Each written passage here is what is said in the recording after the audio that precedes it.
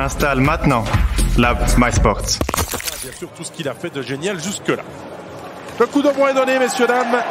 Genève qui joue sur la glace de Davos. C'est la rencontre que vous, joueurs davosiens, qui ont encore 40 secondes à utiliser avec un homme de plus.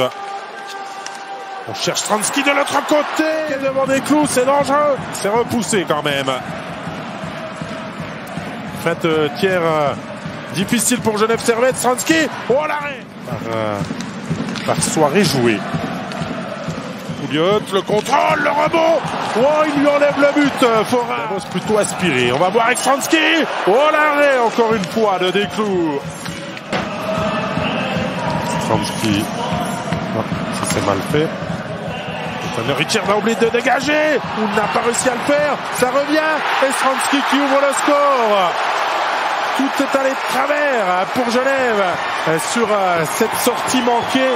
Et ensuite, eh bien, c'était un petit peu du hockey rattrapage et Davos en a profité du 2 contre 0. Et ensuite, le puck remis sur Stransky. Regardez là. Je sais pas comment il manque son affaire.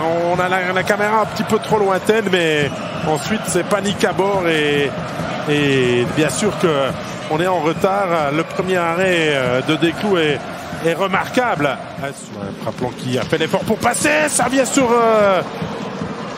Daniel Winnick et Sen semblait battu, mais le puck est venu heurter une partie de son corps. Encore un tir de Praplan et le but. Valtteri Filppula qui marque.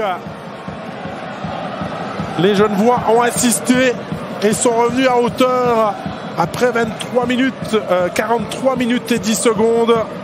Genève Servette égalise sur un effort des 3 hommes de cette ligne. Praplan, l'instigateur. Et ensuite Filppula qui vient récupérer son propre rebond.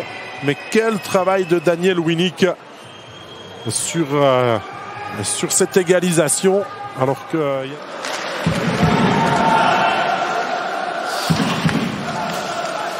attention, on s'est fait une politesse. Stransky. Je crois que c'est Marc-Antoine Pouliot qui allait purger la pénalité de surnombre.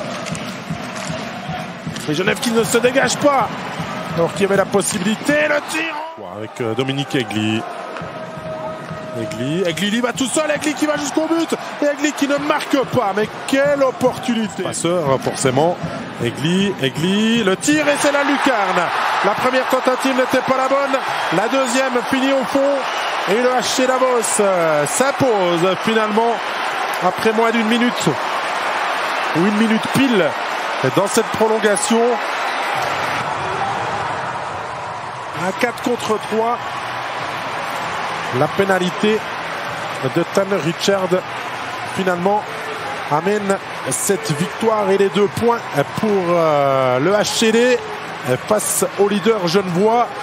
Davos qui avec ces 2 points fait une très belle opération pour conforter toujours son avance sur la barre.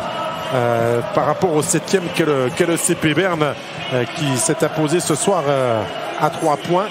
Donc on continue de garder une marge inconséquente et la défaite en soi de Genève Servette est pas normale parce que Genève a connu des bons moments dans cette rencontre, mais Davos a quand même...